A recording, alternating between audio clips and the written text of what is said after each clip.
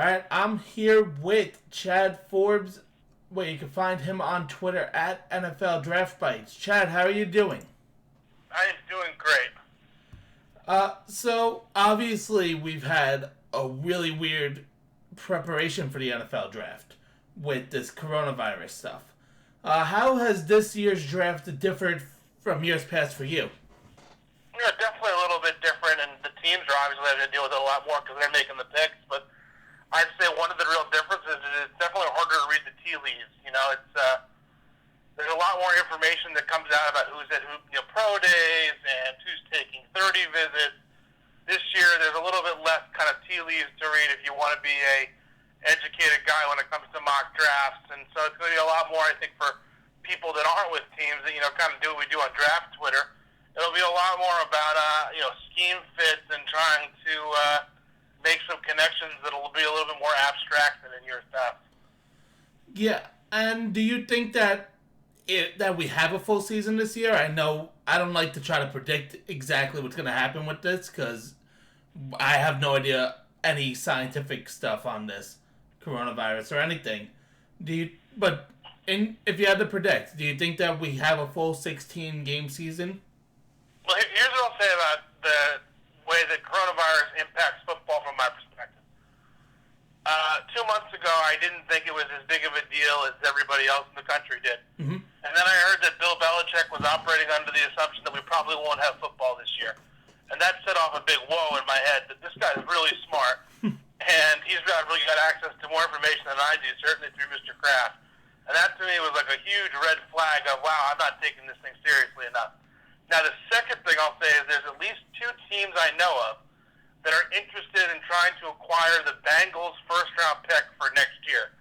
Now, bear with me on this one, but if there is no football this upcoming season, there will still be a 2021 draft, and the order will be the same as this year. So that pick, that 2021 Bengals first-round pick, conceivably, would be where Trevor Lawrence was selected. Mm-hmm. So there's 2 pretty smart teams out there trying to get their hands on that pick under the assumption that either A, the Bengals won't be very good again, or B, that they could, somehow not, there won't be football and they would get Trevor Lawrence. Yeah, I mean, that's some big news, especially if teams are operating under the fact that, hey, this might not actually be happening.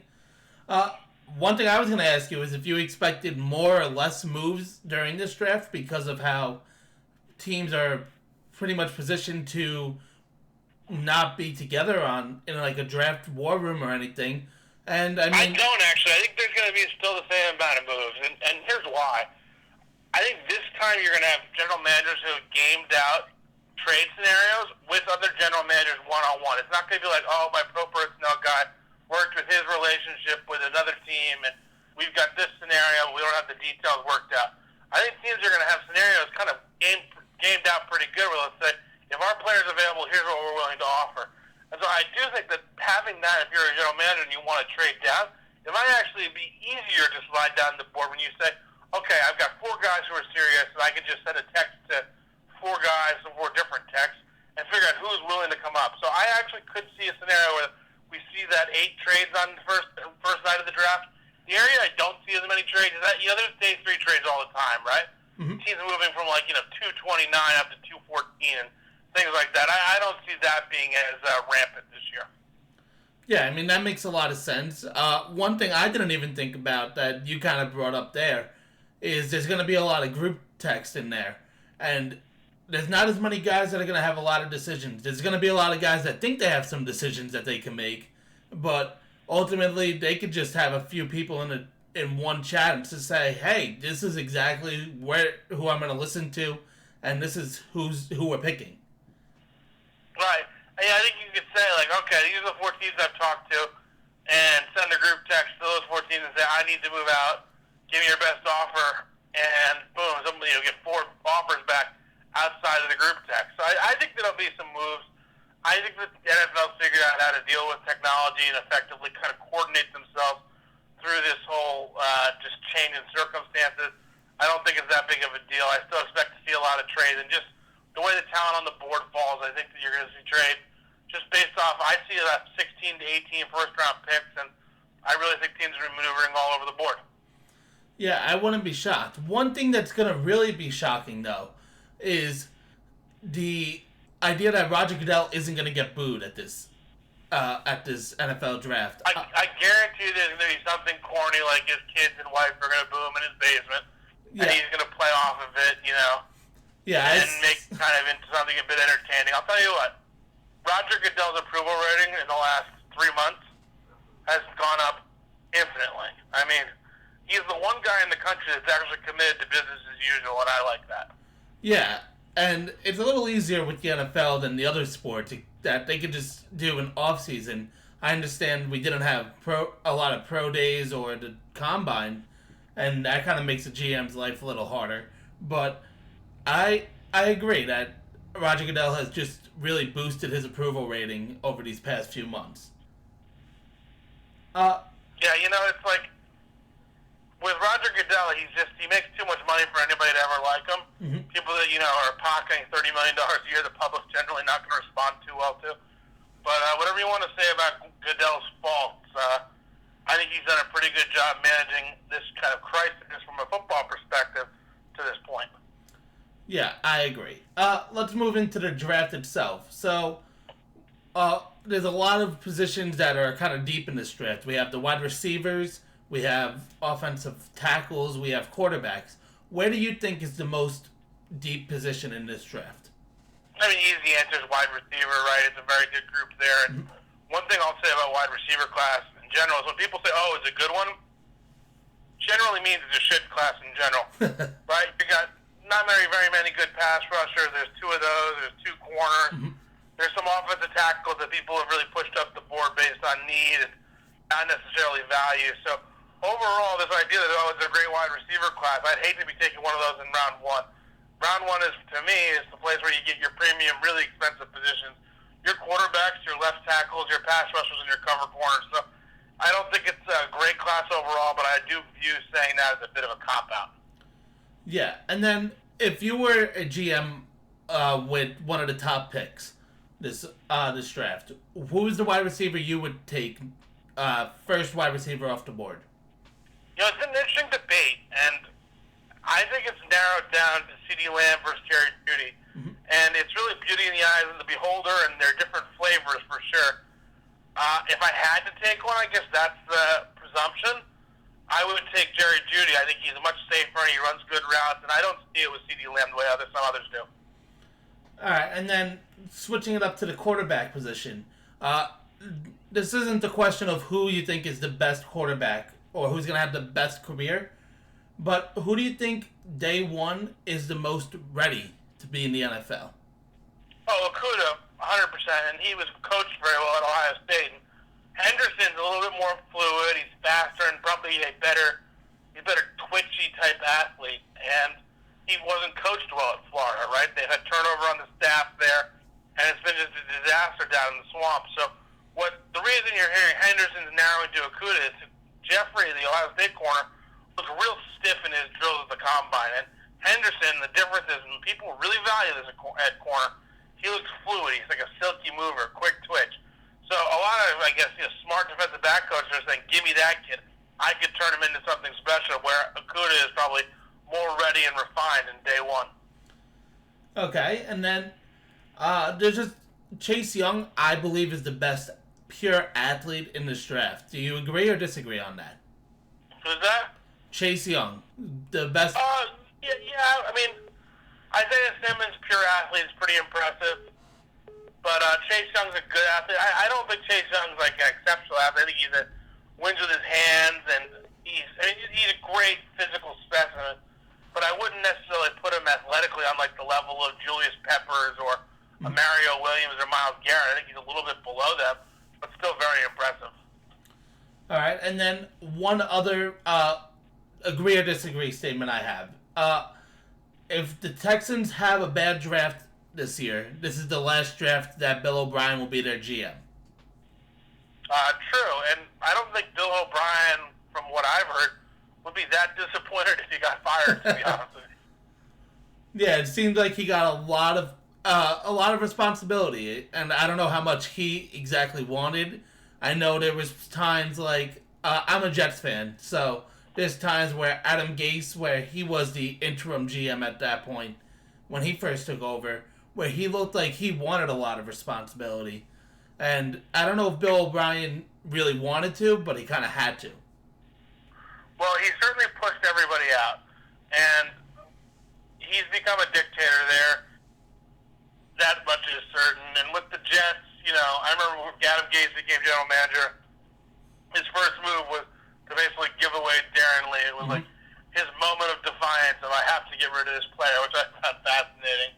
That you got all the power in the world, and your first move is to ship Darren Lee away for nothing. Yeah, it was a very interesting trade. Another big linebacker that got in the news in the past few days, Wisconsin Zach Bond. He had the diluted sample from his scouting combine, and he claimed it was from too much water. Do you think this is going to affect where he gets drafted, his draft stock essentially, or do you think since this isn't a strike on him because of this new CBA, it's not going to affect him in the long run? I think with Vaughn, it would have been more of a big deal if he had other red flags, but it's not like he looks like yoked up and taking steroids or anything, or people at Wisconsin don't have any questions about him, using drugs, so there's no masking issue.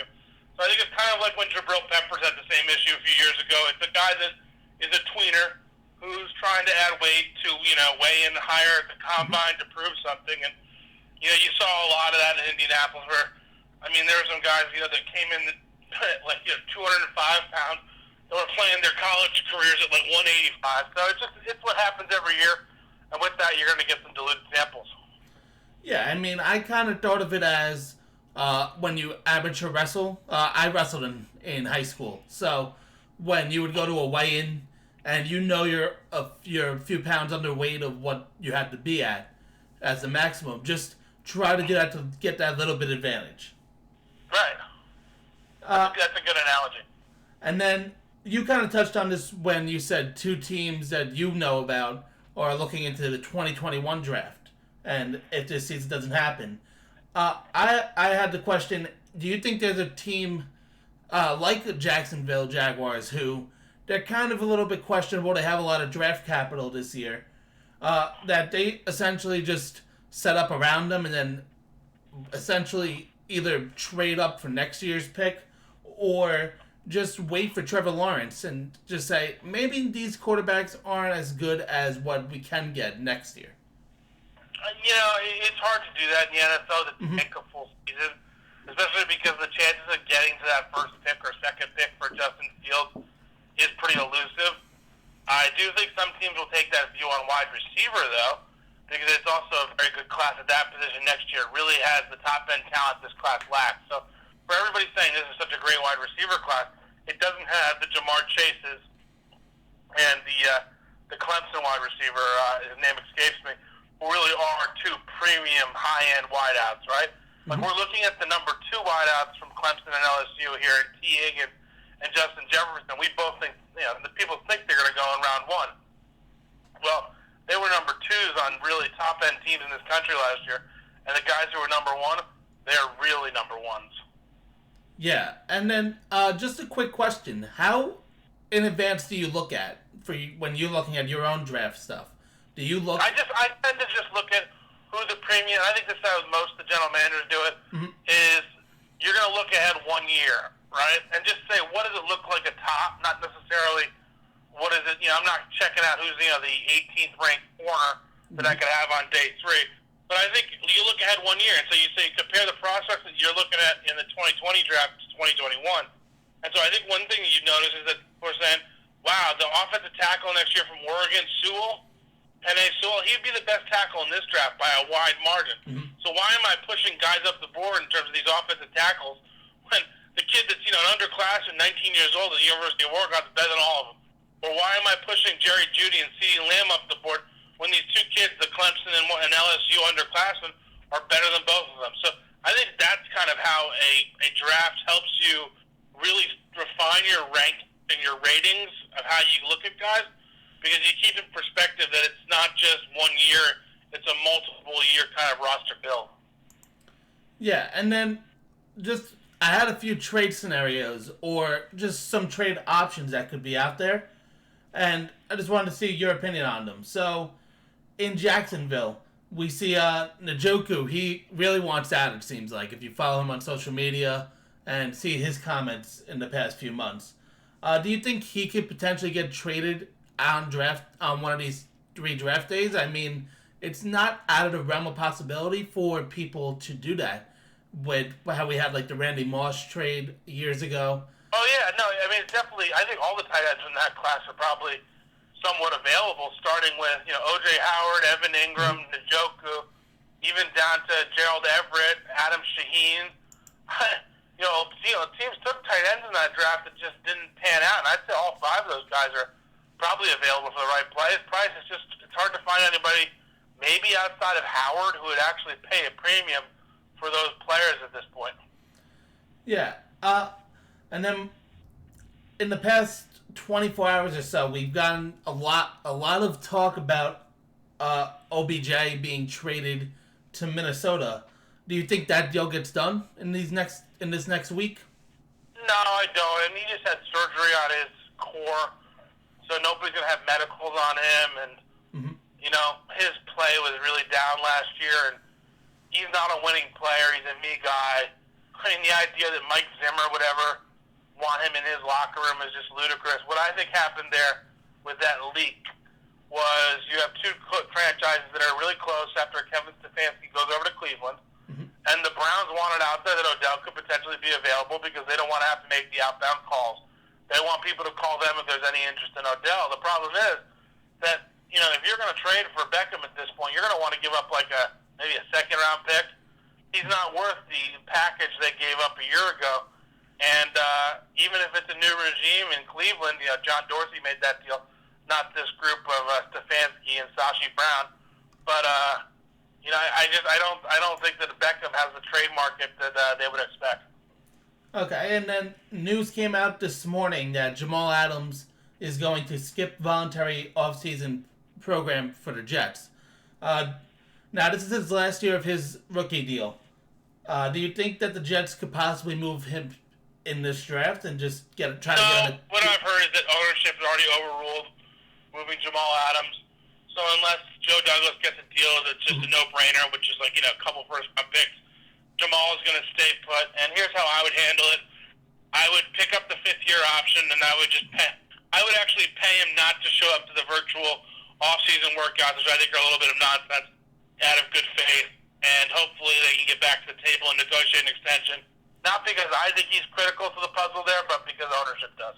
All right, well, you just saved me a heart attack because I'm a big Prez fan. Right, I understand the Jets fan loves Jamal Adams, and they haven't had a lot of success drafting lately. But all I'll tell you is you don't win much in the NFL when the best player on your defense is a safety. Yeah. Unless you got the surrounding pieces, and the Jets certainly don't have those. Yeah, I agree with that. It's hard. It's very hard to have a safety be a lot of value when he's your top defensive player. And then I have one move that I thought of last night that might work out for both teams. I want to see what your opinion is on this. So, with Tampa Bay reportedly wanting to move O.J. Howard, I thought of him and the 14th overall pick going to Washington for Trent Williams. You have the Tampa Bay that needs to bolster up their offensive line a little bit with Tom Brady there. If you're trying to ship O.J. Howard, you give Washington the... I don't think you could throw in 14. That's too rich. Okay, I mean, I don't know how... You're not giving them a first-round pick and a player for Trent Williams at this point. I mean, they can hardly get a third-round pick for him, so that would be egregiously overpaying. Yeah, I guess that makes sense. I value Trent Williams at such a high price, and I think he's going to sit out if he's not playing, if he's still in Washington. Yeah, I mean, I think that after the offensive tackle plays itself out, the same thing with the wide receivers, where after the wide receivers go, there will be teams there that haven't filled their need. I think a lot of teams are expecting to get a wide receiver in the first or second round. But after the first and second day of the draft, there will be more of a market for Trent Williams and other veteran wide receivers. Yeah, I mean, I understand that. We saw that last year with Josh Rosen when he got dealt, too. Right, exactly. All right, and sticking with the quarterback. So I don't know if you read this, but Joe Burrow was the topic of conversation to an NFC coach. Uh, the quote that this anonymous NFC coach told Tom Pelissero of NFL.com. He said, "Quote: He ends up with a pro coach in Joe Brady inside of a really good system with the best players. He's a great processor, and he is everything I'd wanted a quarterback if I took him in the second or third round." What do you think? Do you think Joe Burrow is the consensus number one pick, and do you think that it's a little bit of a reach for a guy who had one elite season in college? If you look at physical talent alone, so arm strength, ability to move in the pocket, everything, including accuracy, Burrow's accurate, but arm strength, athleticism, all that, he's the fifth best quarterback in this draft, maybe sixth. I mean, he's got the same athletic ability in terms of arm strength, athleticism, as like a James Morgan from Florida International. Herbert is off the charts athletically, right? Tua, when healthy, is a very good athlete. Jordan Love's a much better athlete than Burrow. So it's hard for me to say that, when you take a first overall who doesn't have arm talent, that's always going to be concerning. So he makes sense for Cincinnati. They're certainly taking a risk there because if you're going to take him first overall, to me, he's got to have premium talent.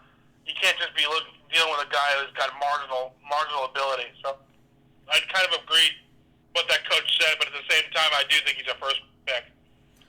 Okay, and then with Miami, they have the fifth picks right now in this draft. I think there's a possibility they move up. I know Detroit has said that they have had calls in the past for this number 3 pick. One, do you think that they stay at 5? And do they take Tua at this point? I would take Herbert. You think they end up with Herbert? I would just sit there and wait. I wouldn't move up. I'd keep all my picks. See if the Chargers jump ahead of me, great. If not, I'd take Herbert. I wouldn't be desperate to move up for Tua. I think that at some point you have to delineate where the risk is, right? Do I like Tua? Yes. Am I willing to give up multiple picks to get Tua? If they are premium ones, no. Right? What am I willing to give up here, given the risk I'm taking on and the amount of money I'm committing? I would just sit at 5 and take the quarterback. I mean, I actually personally would probably even go up for Herbert over Tua because I just think that health is such an important factor, and I think he'd fit in well in that organization, that offense.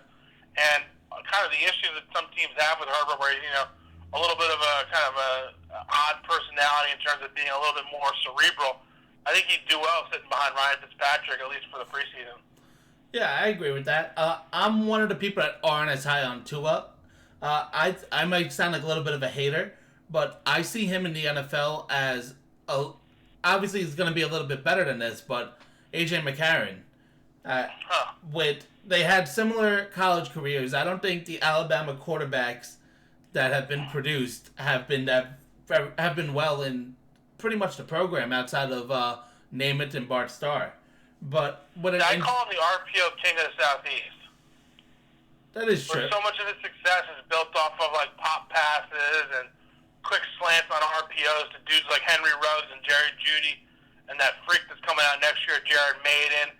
Before that, he had some great tight ends there with Irv Smith. So, I think so much of his success is driven off of that. Yeah, he could throw a 7-yard slant to a dude that's actually wide open. You don't find that in the NFL. That's a rarity even at the college level. So, when he just drops back and he's got to go through 2 or 3 progressions, how often did he do that at Alabama? It's not. You can't really find it on tape where he was in a game outside of the first one he played against Georgia, that second half of the national championship game a few years ago. It's hard to see where he really operated in a conventional offense that's similar to the NFL. So I'm also not as high on Tua. I see the talent, and the other thing that I think about is if he's going to be successful in terms of what his ability and how he was playing at the NFL level, that RPO game, the movement in the pocket, then he needs to be able to move. And my issue right now is he's got hip problems, right? Yeah. Well, he's one hit away from having another, dislocated hip and his career being over. So to me, it's a really tough investment to make 5th overall when you're talking about, a $20 million signing bonus. Yeah, and I know you're not going to obviously disclose which teams you heard about with the 2021 thing, but do you think there's any possibility that Miami says we're going to hold off on a quarterback this year and play Rosen and just try to wait for a Trevor Lawrence? I don't think they can afford to do that with their fan base. I think they've stockpiled the picks. They got to go all in this year. They can't tank another season. I mean, they attempted to tank this year, and they basically decided in October that Tua wasn't worth tanking for. To be frank with you, Mm-hmm. so they're at this point where they got to get a quarterback, and they've got to trust themselves to develop him. They didn't bring Chan Gailey in to not develop a young quarterback, so I expect they go quarterback. I would play the long game, but again, these guys are if they try to play the long game, eventually they're going to get fired. Yeah, that also is something that a lot of people haven't been thinking about is just if you're going to keep trying to wait for this, you got to have a patient owner. Right, and Stephen Ross has been patient to this point. He gave them a year, and I think he wants results now. Going to a team that's had a lot of good results in the past, the New England Patriots are in the market for a quarterback. Do you think that they're going to trust in Jason Stidham, or they're going to go for a quarterback? No, I don't think they're going up the board for Justin Herbert. Jordan Love doesn't fit what the Patriots do. Jake Fromm fits in every way except he's got small hands and they value huge hands up there. So I think the kid from FIU, James Morgan, maybe he's a mid-round fit. I mean, I bet they'll take a flyer on a mid-round quarterback, kind of the way they did Stidham, and then see what shakes out after the draft, whether it's a Jameis Winston or an Andy Dalton to bring in some competition. But I don't see them being a first-round quarterback team. I think they're focused on trying to rebuild part of that roster. Yeah, what I think they're going to do is go with Zach Bond in their first round. They really like a lot of front seven guys in the first round that they usually get. And it sounds like Belichick is really sticking with Stiddy over there. Yeah, it's interesting because I think they're desperate to trade down from 23. They don't have a pick between 23 until 87. And they've got picks at 98 and 100. And I think they've got 12 picks overall in the draft. I think they'd rather have picks in the top, 75 if possible. But I think some teams are going to want to come up ahead of the Saints for maybe a linebacker or the last of the Mohicans in terms of Jordan Love, or maybe a wide receiver. So I think they'll try like hell to get out of 23. Zach Bond makes a lot of sense. So does like an AJ Epinesa. Didn't run well, but he kind of fits the Patriots mold. And I wouldn't rule out an offensive tackle there. There's going to be a big run on offensive tackles, and they certainly are going to need one, especially going into next year when Marcus Cannon is not going to be under contract. So, I can see offensive line. I think that's kind of the floor for Cesar Ruiz, center guard from Michigan. He'd be a good fit there. I think they're going to kind of go back to their bread and butter, meat and potatoes type guys, and Zach Bond would be one of those. Okay, and then going to my Jets, they obviously have the 11th pick. And they have a lot of holes that they need to cover up. Do you think they're ending up with an offensive tackle with this pick, or do you think that they're going the wide receiver route? I'm hoping it's a tackle, and with the depth in this class, that they go wide receiver in their next pick. But what do you think is going to happen? If Joe Douglas goes wide receiver 11, I'd be shocked. And what I think he's going to try to do is, it depends on how many of the tackles are there and how many he likes at 11. But he'll try to explore trading down and picking up another third-round pick if that's possible. Or I think Tristan Wirfs makes a ton of sense, and so does Jedrick Wills. I do not think the Jets would be in on Mekhi Becton. He's got too much of a bust factor. But offensive line, you can't keep. They've got to keep throwing darts at that. They also have more of a need at like a pass rusher. I mean, I could justify so many things over taking a wide receiver there, whether it's a pass rusher and Caleb Chase on, or a cornerback and C.J. Henderson. Wide receivers are toys. They're very exciting for the fan base and everything. But you can find production at the position. I mean, last year they went out and got Crowder. He can produce. They went out and got Perriman. He'll probably produce. Right? So if you don't believe that like a C.D. Lamb is a true number one wide receiver, you don't take him at 11, especially if you're the Jets. Because if you're them, you should be looking towards next year's draft, as I mentioned earlier, and be saying, we're going to suck again. We're going to pick him in the top 8, top 10, and we're going to have a chance as a kid from LSU or the kid from Clemson. So let's get an offensive tackle here. That'll be much more helpful. Yeah, I agree. There's a lot of teams in this top 15 that I think really need a tackle. I looked at the order. I have 6 teams that are really looking for an offensive tackle in this draft. And really, in my opinion, I think it's the top 4 and then it falls off a little bit. But the teams that I have really looking for a tackle in this first round is the Giants, the Cardinals, the Browns, the Jets, the Buccaneers, and the Broncos. Uh, What about the Dolphins? and the Dolphins. I was trying to squeeze it into the top half of the first round. Well, I think the Dolphins have all the ammunition to come up from 18 and be a factor in that top half of the first round. Yeah, they definitely do if they feel like Yeah, they I think found their everybody's in on the tackles. I think the Panthers would look at one. Jaguars would look at one. It's in the top 15 or 12 picks. You really just have to say who's the best player and not really worry about the position. I kind of go back to when the Titans took Taylor Lewan out of Tennessee. They still had David Stewart right tackle, Michael Russo left tackle, two, borderline. One was a Pro Bowl, one was a close to a Pro Bowl caliber player. But they went with a tackle player because they said he's the best player available. And within a year, both those guys were off the roster, and he was the starting left tackle. So you really, you got to plan ahead at tackle because if you don't have them, your offense just can't operate. So they're going to get pushed up the board, even if I don't think they're as much a prospect as other people do.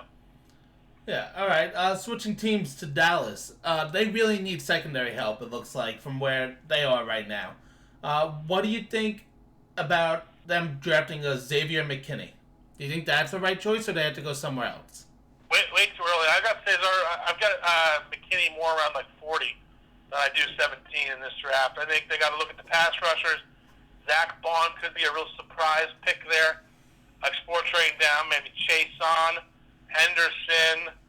I don't see value in McKinney there, to be honest with you. All right. And then, who do you think is one or even a couple of guys that the mainstream fans don't know of that is going to be a star in this league or coming a star out of the draft?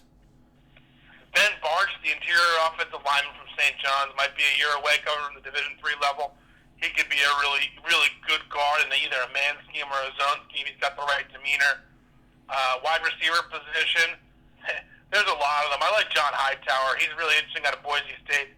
This is the kid who 3 years ago couldn't make the community college football team, turns himself into a vertical threat at Boise State. He can really run. I like wide receivers with juice, and he's got it. At the tight end position, it's not a great class, but I like the kid from Cincinnati, DeGara. He's real interesting to me. Joey Magnificio from Memphis, Ahmad Wagner from Kentucky. There's some guys there where somebody's going to find a developmental tight end on day 3 that probably turns out to be as good or if not better than the guys that go on day 2. And I like those as a couple of the guys. But I would say probably my ultimate sleeper for just I really like him and I think he's got something to him that's it's not quantifiable is Amik Robertson, the nickel corner from Louisiana Tech, is a player I really like. All right, and then one final question I have. This guy is a group, my group chat that I have that we talk a lot of football in. He's one of our college guys that we love, but we don't know exactly if he's going to end up getting drafted. So the quarterback from Hawaii, Cole McDonald, do you think an NFL team's going to take a flyer on him this draft, or do you think he's going to end up being an undrafted guy? I don't understand why he declared for the draft. And this follows, kind of a pattern of what his representation, the agents that he's been, that he's signed with him doing, is they're selling kids this dream of come out early and, be all great at the quarterback position when they're not going to get any reps in the NFL and be much more beneficial for them to go back to college. It's actually one of your pals, a Jets fan, Gary V., who I just think, he's a real clown. He's selling these kids on, it's going to be great for you, come on out. So Cole McDonald declares early. But what he should have done is graduate and transfer to a bigger program. Same thing happened last year with Tyree Jackson. It's a real shame to see kids get taken advantage of by agents who, just because they have a big Instagram following these agents. Yeah, I mean, I would have loved to see him at least play another year in college. I understand some people get sold on the dream and just tunnel vision at that point. Or maybe he went into it and thinking, hey, if I just play X amount of years in college, I'll be an NFL guy. And with the XFL dropping out, I mean, that's one less league that guys who don't get drafted fall in. can't go. You know, like if you're Cole McDonald, why wouldn't you transfer to Utah, University of Utah, right? Yeah. Like big time program now, like established on the map. Go there. Why wouldn't you go to the University of Colorado and play in like the real Pac-12? Why wouldn't you go to Washington and try to replace Jacob Eason? You know, like there was a lot more opportunities for him in the college kind of transfer portal.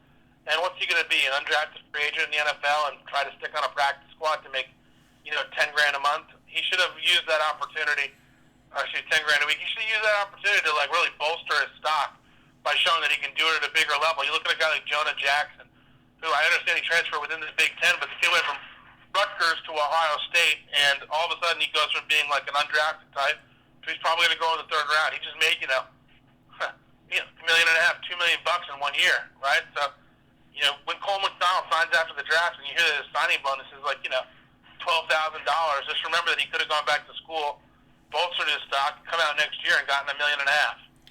And then I said one last question, but I have one more. Do you think there's anybody in this draft that's being too hyped up and is going to end up being a potential bust in this draft? All right, I got my 2 busts for you, right? Okay. I wouldn't go anywhere near them. You couldn't give them to me. Unless it was on day 3, then I'd take them. Mekhi Becton from Louisville, right? Mm-hmm. Who was about 2 trips to KFC away from being, too heavy to play in the NFL. And the second one is Javon Kinlaw. Those 2 guys are not going to be winning players in the NFL unless they get in the absolute right situation with the coaching staff that's perfect for them and somehow they get to buy into being productive NFL players. All right. Go ahead and plug what you need to plug. Just, give me a follow on Twitter at NFL Draft Bites.